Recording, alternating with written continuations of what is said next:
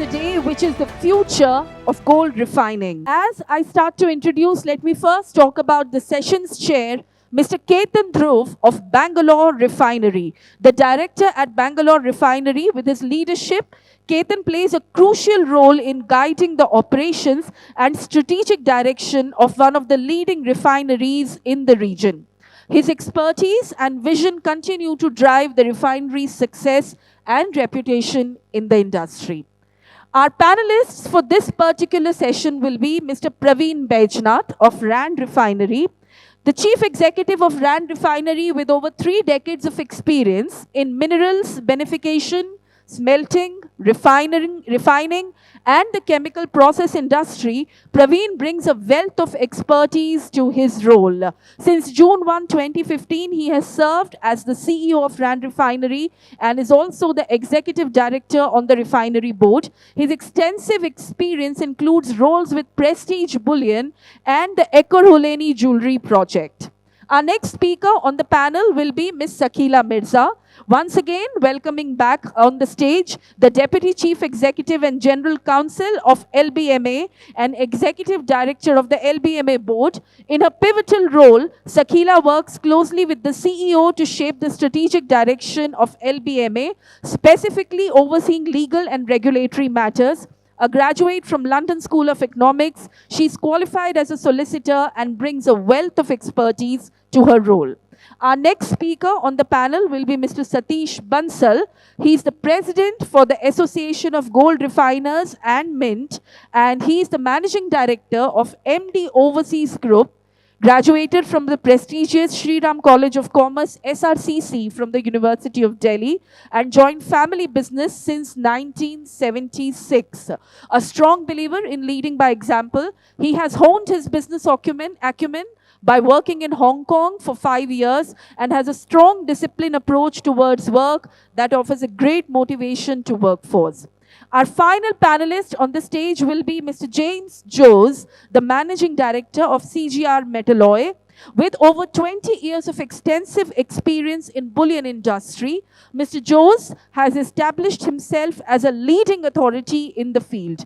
His expertise is further recognized by his active role in the Hallmarking Federation Committee, where he continues to contribute to setting standards and advancing best practices for the entire industry. Notably, his leadership at CGR Metalloys reflects his deep commitment to excellence and innovation in the precious metal sector. Can we please have a compounded round of applause for all these leading people in the refinery business as I invite them to take their places on the stage, and I leave this session in the hands of Mr. Ketan Dhruv. First, I'm humbled and delighted to be part of this panel, elite panel. I'd like to thank my fellow panelists and Eventel for giving me this opportunity. The topic of today's discussion is future of the refining industry. I think from the past few days and also the past few conferences, we have clearly seen what are the glimpses of what is required from the industry. So I hope in this panel discussion we can crystallize those requirements and put words to it, and also how do we go about doing it. So that's what I would like to achieve in this panel discussion. And just before we get the panel discussion started, I think in order to look forward, sometimes it's better to look 2 steps back as to what has happened, so we have an historical context as to what is that we're discussing. I think in late 1990s and early 2000, there were a few question marks on our industry with respect to our product, the gold we source, the gemstones we use, the effect it had on the communities. And I'm very glad to see that the leadership in the industry had taken steps to clean up the supply chain, and the industry and the consumers are quite confident about our product, and the industry is definitely shining.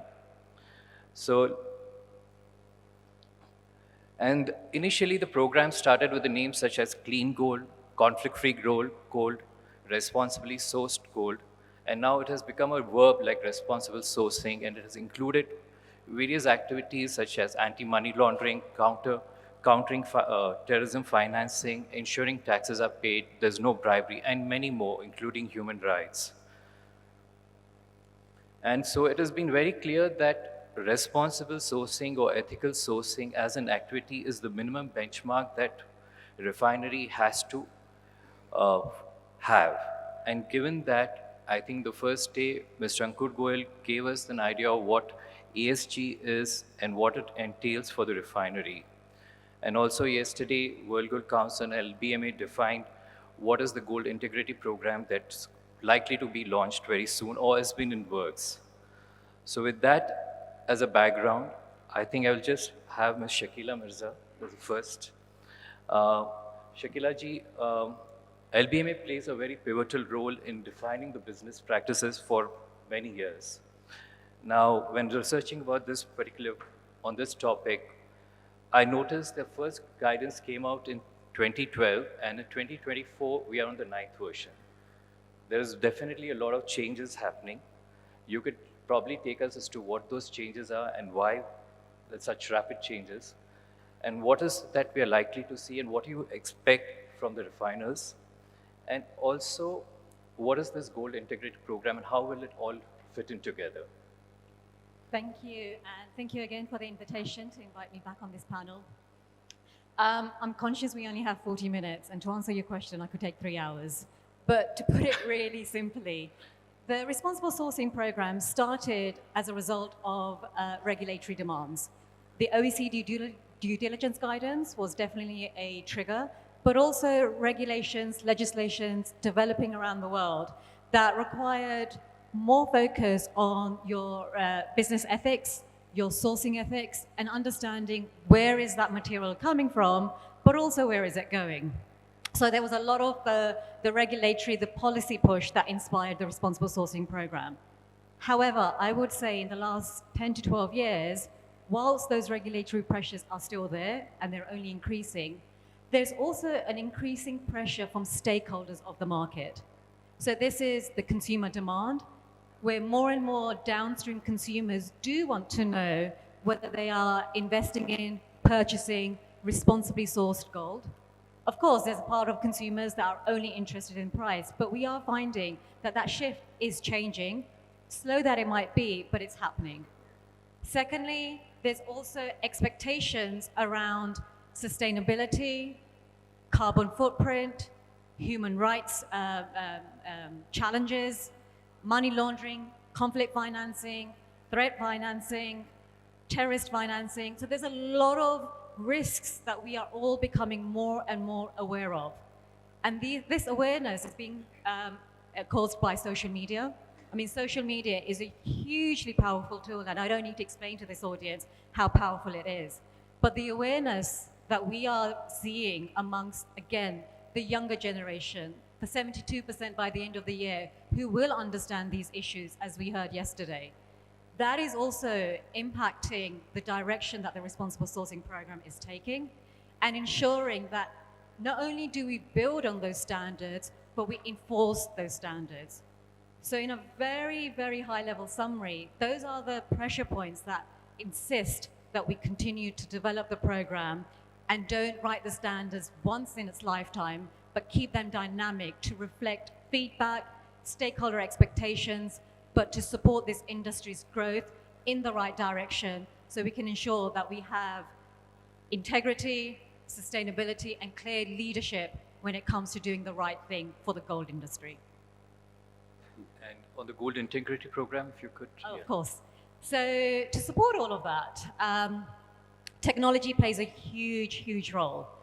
What we have seen that has changed in the last 10 years is how technology can support the implementation, the enforcement, but also the transparency, especially around data, in where are the pinch points, where are the choke points, and how can we use data to make sure that we are focusing on the right priorities and also making sure that we are addressing those priorities.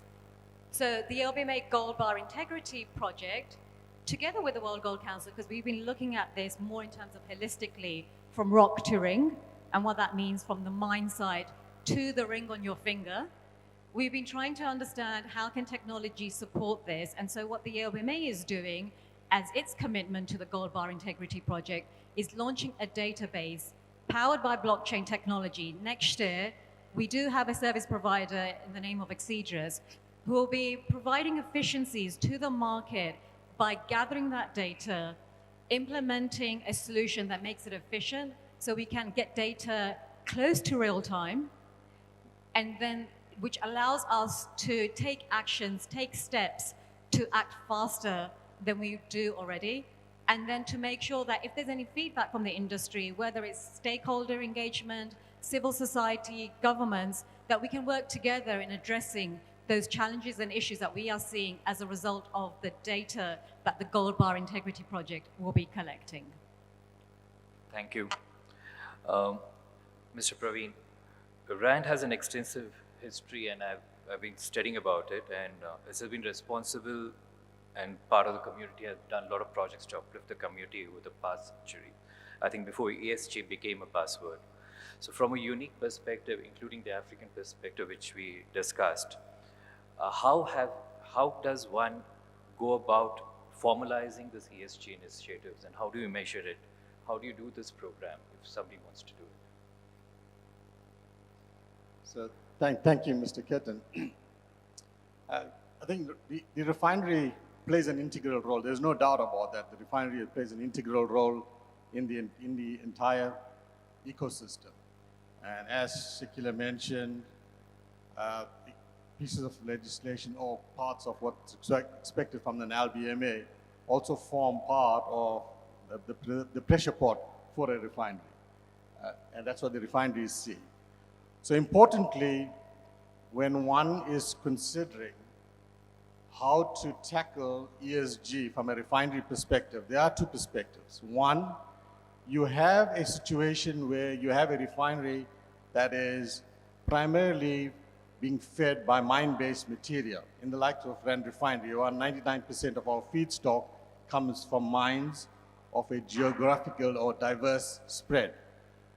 On the other hand, you have a situation where you have refiners who just take in recycled material and process that. Now, the application of trying to manage the ESG within each of those refiners will be slightly different. What I'd like to walk you through is give you a sense of flavor in terms of, other than just looking at the LBMA's responsible sourcing guidelines, RGG version 9, and some of the requirements from an OECD, what consideration should be given when one is trying to look at what an ESG philosophy or an ESG strategy should be in a refinery. So if you look at this, you'll see that we start up by looking at the UN Sustainable Goals. That in itself has a number of points to consider in the light of ESG. We take into example what's the LBMA requirements. We take the OECD requirements. We take into consideration the fact that you have the RGPM, this is the Responsible Mining Guiding Principles. You take the Task Force on Climate-Related Financial Disclosures. Now, these elements all make up what should be considered in a business. So it is no easy task to just looking at ESG and looking at it from a buzzword perspective. It says, well, it has a bias towards, say, the E, towards climate change, and that is what you focus on. The next step, I think, in a process like this, and what we have done at RAND Refinery, is to take each of these lines and look at them through the lens of ESG. So when you take, for an example, you take the SDG, the UN Sustainable Goals, when you pass that through the lens of ESG, you tease out what are the environmental factors that you need to look at, what are the social, what are the governance, okay? So that in itself gives you a starting point in terms of how or what practices should be enabled in your business, what sort of KPIs you should be set, etc. So not only are you looking at one facet, but multiple facets here. You now then take the previous slides, you take all 15 or 20 of those, and you pass it through the same process, look that through the lens of ESG.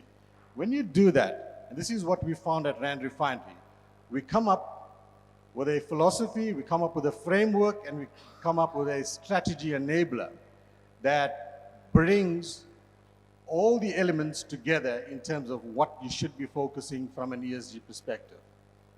And in doing so, it then starts to test whether you have appropriate policies in place, whether you have the appropriate KPIs in place, the goals set. Now, the goals and KPIs can be at different levels in the organization. Some of them can be set at an operational level, and some of them are set at a more strategic level. Where significant funding is required, that forms part of your business plan in terms of what the next steps are. So having applied this methodology, at Rand Refinery, we are focused. We have just not goals from an ESG perspective, we had made them into actionable items, and we track those actionable items. Those actions are then discussed at a steering type committee. It's a board subcommittee called the Social and Ethics Committee, where it is presented and where you have a dialogue in terms of where should Rand Refinery be from a perspective of on the global stage. What are the projects that you should be bringing on board? What is the capital requirement for that? So some good examples just emanating from the actions that we have taken. So when we address some of the issues around the E component on ESG, we have gone into ensuring that our refinery within the next year and a half will be on 100% renewable energies. We started up with a phase 1 solar farm. Phase 2 is currently in progress, and phase 3 will give us a battery setup that will help us with after daylight hour operations. So that is the way we've done. Prior to doing that, we restructured the organization such that we can do most of our operations during daylight hours. But that just ticks up one of the goals. We looked at the scarcity of resources, particularly from a water perspective. We set ourselves targets against a baseline. And I'm happy to say that the baseline was 7 to 10%. We've actually achieved that. We went and interrogated our refinery to look at, are there options, further options, to create value for the business, number one, and secondly, to look at the reduction of effluents or water usage on the plant. And happy to say that although we had a 10% site-wide target, our refinery itself had made progress in terms of a 25% reduction. Now, the important bit here for us from a business perspective is that every action that we have taken from an ESG perspective is making business sense for us. And the benefits that we see from an ESG perspective is a consequence of that. The solar will reduce our electricity cost over a period, and a significant cost on that.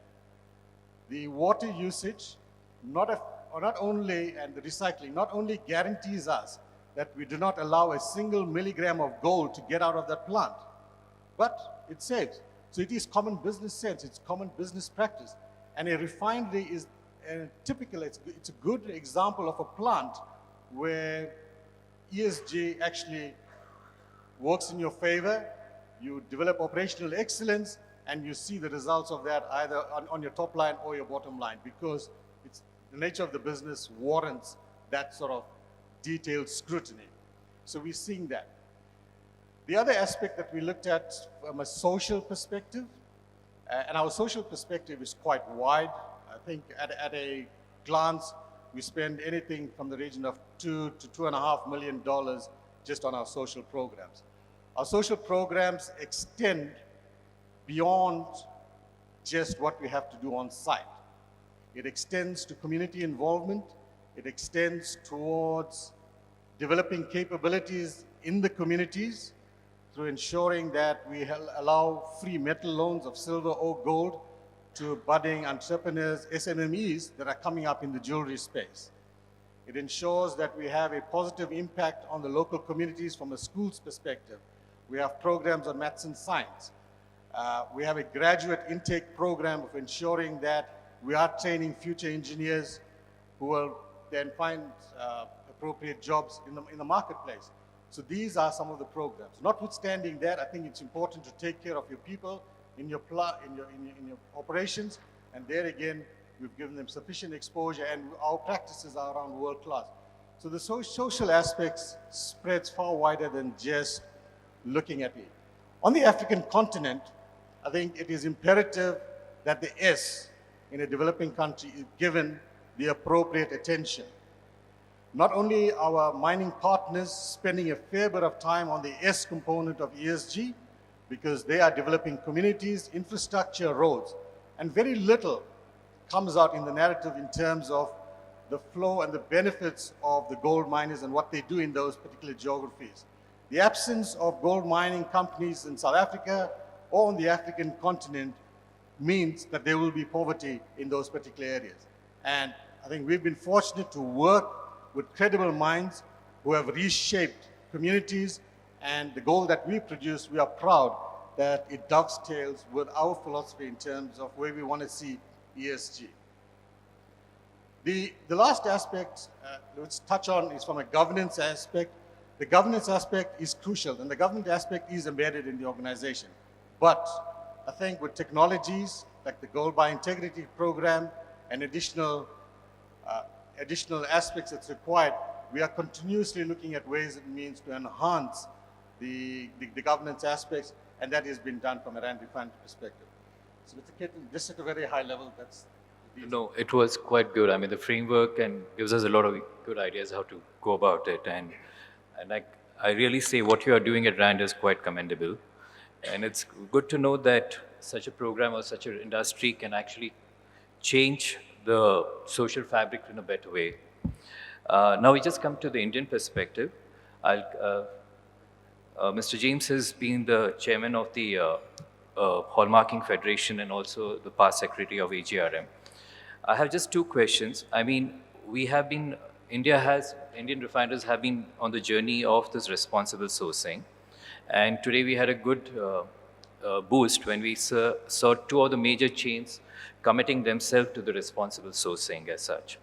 So what is our status as refiners as a whole in the journey of the responsible sourcing? If you can give us an update on that. And also on the new changes of mandatory hallmarking, which is likely to come in for bullion. Good morning all. India is a relatively new entrant into the global refining ecosystem because we have started importing gold ore for refineries in the past 15 years only. So by the time we started this import of doré for manufacturing of bullion, the refineries in India were more or less familiar with the global practices, including ESG practices. So the regulators, the government of India, while granting the licenses for gold refineries to import doré, they have factored in some of the ESG practices into the license itself. Because if you have to take a BAS license for importing gold doré, we need to take a BAS license. While checking the BAS compliances, they'll be going into the best manufacturing practices like aqua refining and electrolytic refining. Then you need to have the environmental compliances with a consent from the Pollution Control Board, certain minimum level of operational efficiencies, a good testing laboratory where you can certify your products, and also they have the licenses of these refineries have listed the countries from where you can import these doré. And the licensing system itself specifies that you need to import your doré from the mining country itself. You cannot hand carry your doré.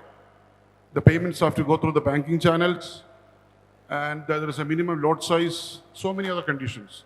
So the regulators' licensing system itself is taking care of some of the ESG practices.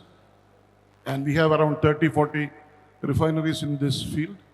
And the country is now going for a mandatory hallmarking of bullion, where each and every bar produced in the country will have a traceability number, in addition to the other four parameters of manufacturer's name, regulator's symbol, weight of the bar, and purity. So all in all, the country will be having around 300 tons of, roughly around 300 tons of Indian refineries domestically produced bullion, which will have full traceability and in compliance to more or less the international ESG practices. Thank you. And on the mandatory hallmarking of bullion? Yeah. The mandatory, there are many challenges for the proposed mandatory system because in India we know there are a lot of unorganized refineries engaged in small-scale artisanal refining using nitric acid method, where their product will be in the range of 995 purity only. So the proposal is to go for a mandatory hallmarking in 2 phases. The first phase is proposed to cover BS licensed gold refineries producing 999 bullion, and that too starting with India good delivery bars of 100 grams and 1 kg only. So below 100 grams, smaller bars is proposed to be exempted from mandatory hallmarking, so that the small and marginal jewelers are not constrained to have access to these refineries, because we know all these 30, 40 refineries are located in the cities, whereas the jewelry trade is happening in smaller towns and villages. So to ensure availability of bullion, ordinary for all ordinary carriers and jewelers, it is proposed that below 100 grams is exempted from mandatory hallmark in the first phase. So maybe over a period of 3-4 years, as and when these micro refiners get upgraded to the BS quality levels, it may cover the remaining 300 or 600 tons of bullion coming from the unorganized trade. Okay. Thank you, Mr. James. We have Mr. Satish Bansal. He's the president of Associations of Gold Refiners and Mint. This is one body that has, along with the other industry bodies, has been working with the government for the opening up of the refinery sector and also the other issues that are plaguing it. So we had our first major breakthrough in 2011 when the doré was allowed to come in. And I guess I was checking with Metal Focus, the maximum doré which we imported in a year was around 400 tons. And then it's kind of tapering to around 200, 250, and there's a fluctuation. So there are certain bottlenecks. One of the bottlenecks which was highlighted yesterday was the ability to export gold. That is why the big financial institutions are not coming in. That has been already discussed. So what are the other problems that why the Indian refinery is not growing, say, to the size of China, or, I mean, why are we struggling for efficiencies in the thing? If you can throw some light. Good morning, everyone. Thank you for inviting me on this panel. I have the least experience among this elite panelists on the refining industry. See, India, AGRM is a body of the prestigious refiners of gold, silver, and platinum, etc. We have 23 members. Why we have a limited membership? Because we have chosen to make only the BIS approved refiners as our members. Otherwise, there are many thousands of refiners in the country. But we want certain standards to be adhered to in our association. See, coming to imports, India imports, to the best of my knowledge, about 250 tons of gold doré. This is the gross weight, not necessarily the fine gold content. 50% of it goes to MMTC PAMP, and the other 50% goes to maybe about 15 refiners who are importing. The quantity-wise, the challenges are the consistency in the government policy. It's a restricted item for which a license is required to be obtained from the DGFT office. So there are certain issues which keep on coming with regard to issue of licenses. Our members, they don't get the license. Certain restrictions are imposed because of various factors, due to which the imports are not picking up. And moreover, it's not that easy to source the gold doré. As the big miners, they prefer to sell their gold doré to big refineries either in Switzerland or other where they have long-term contracts. Since India has opened this industry in the last 10 years only, and there are no long-term contracts. So it's a big challenge for the refiners to enter into a long-term contract. And without the consistency in the policy, anyone who is supplying gold doré here would like a commitment from the Indian refiners to commit for the next 20 years or so to enter into a long term. That thing is totally missing because of the policy decisions. Okay, thank you. So I think we needed to have one bank as to what, even if India, I mean, the government allows two-way trade, is there anything in the finance that stops it? If you could, I mean, the RBI stops this long-term financing with the mines from India. Is there any restriction? Assuming, we just assume that the two-way trade is allowed, however it's allowed, not, but if it did, then what would be the next bottleneck in terms of financing? Do you see the Sorry? Okay. Do you see a problem in financing long-term contracts with the mines? I mean, any regulation is there that avoids long-term financing? Not the financing per se, I don't know much about this, whether there are any restrictions from RBI. Is the commitment to regularly import from the mines. When the mines want, when they enter into a long-term contract, they want the refiner to pick up that much quantity every week or every month. Without the proper consistency of the policies, and because of certain reasons, the Indian market sometimes goes in a discount. The refiners find it totally unviable to import and sell in the market. So if refineries have to survive where it has to work on a job work basis, where they are able to import the raw material purely for refining, charging their refining charges, and export it back when the Indian domestic market is not conducive for sale. Okay. Thank you, Bansalji. Yeah. You have something? Yeah. So I can add on in terms of giving some perspective as to why, I mean, we process mine doré on a daily basis. So importantly, a refiner outside of India, the larger refiners who take mine material, is technically monetizing gold for the mines. You are providing the cash flows that is required for a mine to operate. In a typical case, for example, a Rand refinery, we repatriate monies back into the African countries, into our mines, those depositing within 2 days. So your model has to allow for that, okay? So our business model itself allows for that repatriation of funds. If you have a market that's operating sometimes in a discount, then that's not going to work because the mines want to be paid on their contractual LBMA price. And I think it's an element that needs to be sorted out, because when you're doing large volumes of 200 to 300 tons of gold on mines, the system has to work, it has to be clockwork, and there should be no delays in those funds coming out, and that liquidity is required for the mines. Thank you, Mr. Praveen. I think the outside perspective, you put it very clearly. We need to work as a clockwork. There are too many inefficiencies within the system. The material can come in, cannot go out, and in the financial system, there are a lot of cogs which need to be sorted out. And I'm sure the Bansalji and other associations will pick it up and define it further. So that's one of the major bottlenecks for us to really grow as a gold refining hub. And one more question which we have is like what Sakhila ji said yesterday was 20% of the gold is the artisanal mined gold. And there is always a problem even for us to import artisanal mined gold, because from the customs point of view, but now also from the responsible sourcing point of view. But as you mentioned, it's quite a big chunk. So what is being done, if you can throw some light onto it, that would be helpful. Artisanal mine. Sorry. Then what was the question? What is being done with the artisanal mining of gold? So from an LBMA perspective, and something I said yesterday, when it comes to the challenges with ASM, they cannot be addressed single-handedly. This is where collective effort, collaboration is an absolute must.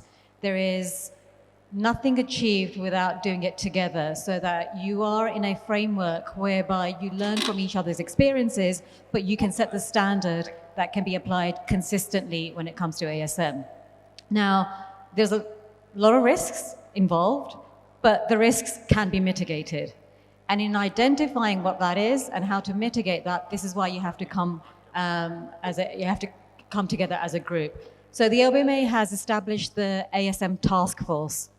This task force represents the upstream, the downstream, but also the refiners, as well as other organizations, including the World Gold Council, in understanding what are the priorities and how can we encourage more responsible ASM in the supply chain. It is only going to help the industry if we can get more responsible ASM into the supply chain rather than disengaging. But of course, ASM is a huge area, so you have to identify priorities. You can't solve all the problems at once. So together with the task force, we've identified some nations in the world which we want to focus on as priority. This includes Ghana, Peru. There's a few other countries, and this is available on our website.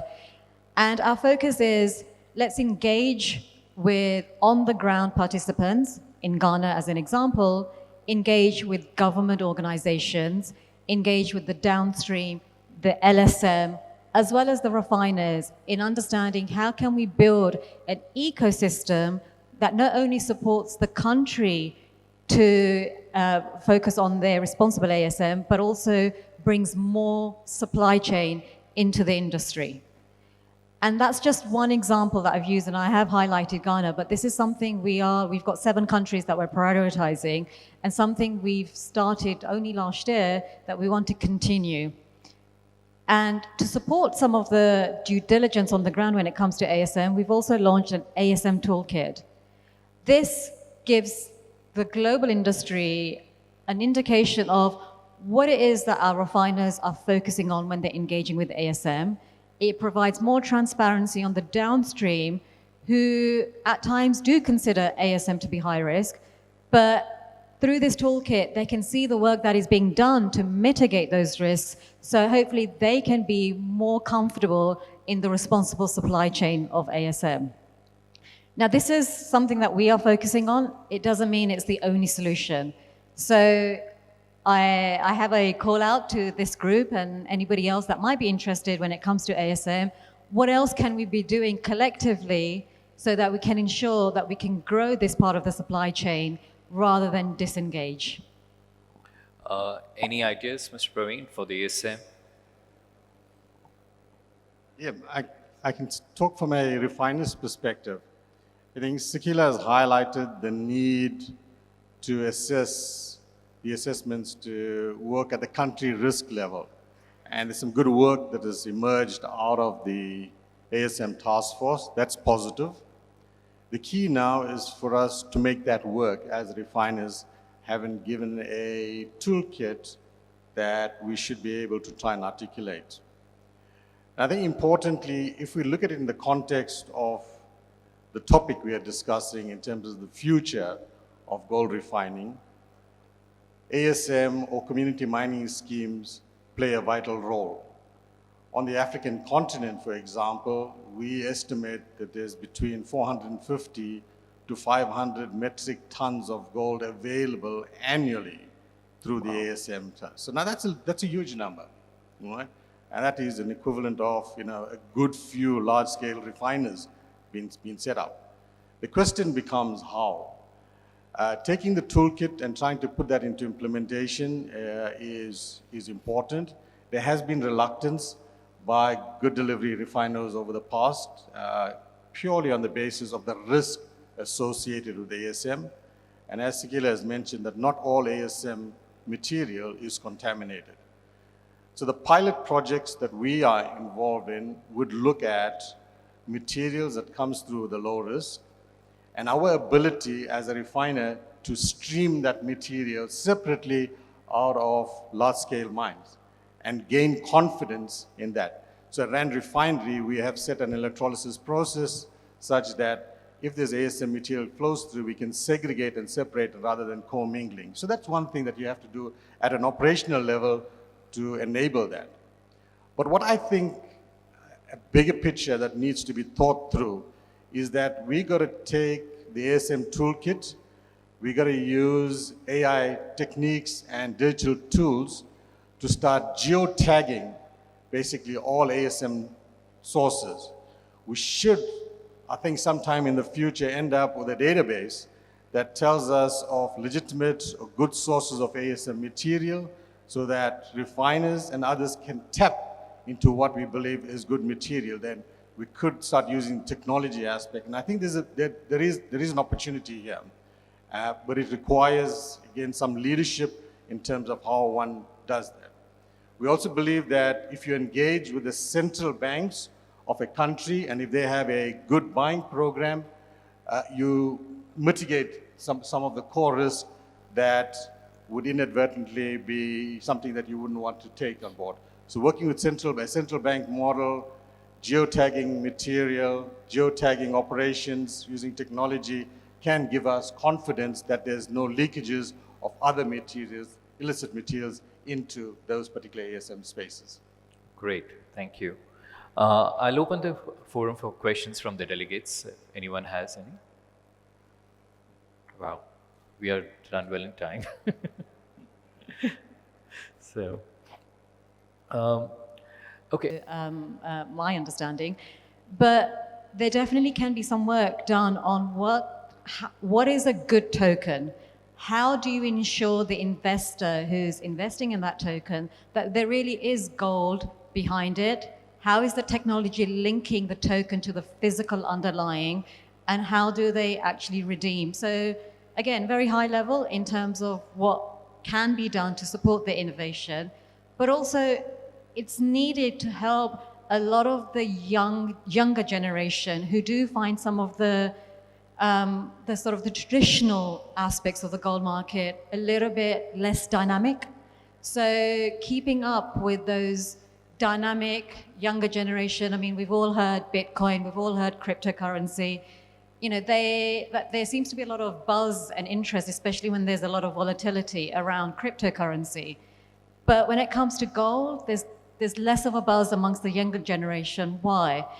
Because we need to use technology to create that dynamic environment to encourage and support the younger generation's interest in the gold market that also supports existing traditional ways of buying, whether it's jewelry, whether it's small bars, whether it's ETFs, that you continue to build an ecosystem that brings more and more people into the system rather than out of the system.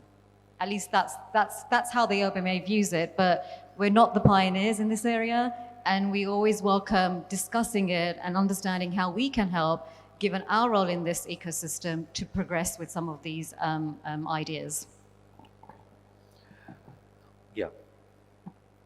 In India, we have the traceability system for jewelry, where right from the origin, the upstream details of a particular jewelry item can be traced to its source. For example, when you buy a Calcutta type jewelry article from Chennai, you verify the HUID details in the BIS portal. First of all, the HUID number inscribed on that article is generated from the BIS portal. If you verify the genuineness of that particular number on the BIS portal, you can find out from which place. Like Calcutta, the manufacturer might have hallmarked it. You go back to the manufacturer, he will have to produce the entire chain of upstream sourcing. So we have a certain level of traceability regarding the entire chain of custody for each jewelry article. A similar method is being adopted for mandatory hallmark of bullion also, where you can trace the entire chain of custody for a bullion bar from 100 grams and above, as and when it is reaching a customer. I agree with you, Mr. James. Like what we always do is this is the lot and these are the serial numbers from the lot. I mean, this is the lot of gold which we refined, and these are the 10 serial number bars which we produce, and this is the serial number bar which X jeweler bought it. Now, the question always comes from the jeweler is like, I cannot, if I do have a ring, I don't know which bar it came from, because that goes probably like a batch into the manufacturing.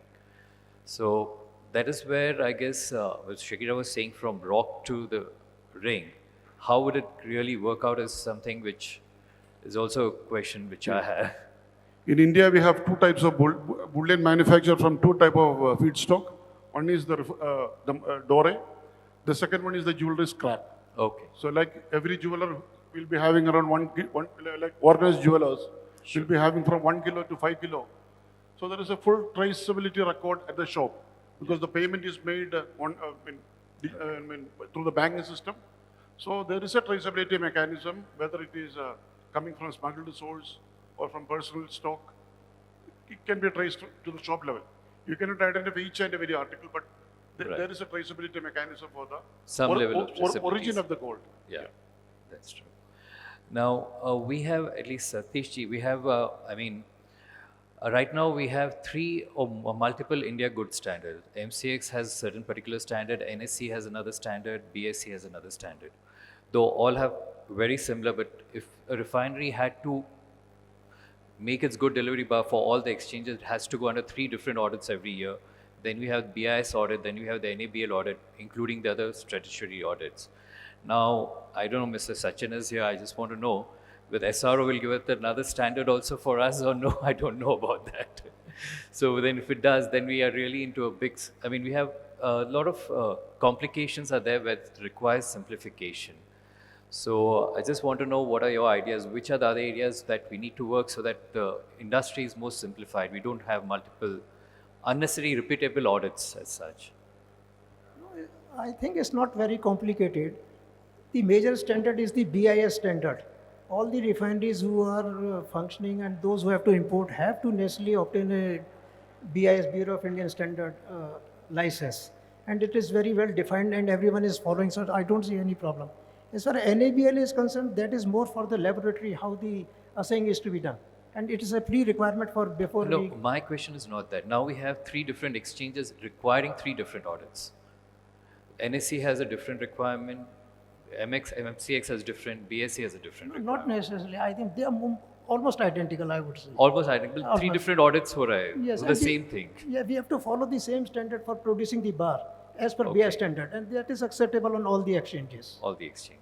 It's Okay. not much of a difference. I don't see. Although not much deliveries have happened on the exchange, so I cannot comment. It's only the All the 3 can come up with one good delivery standard, so we don't need yes. multiplicity. Okay.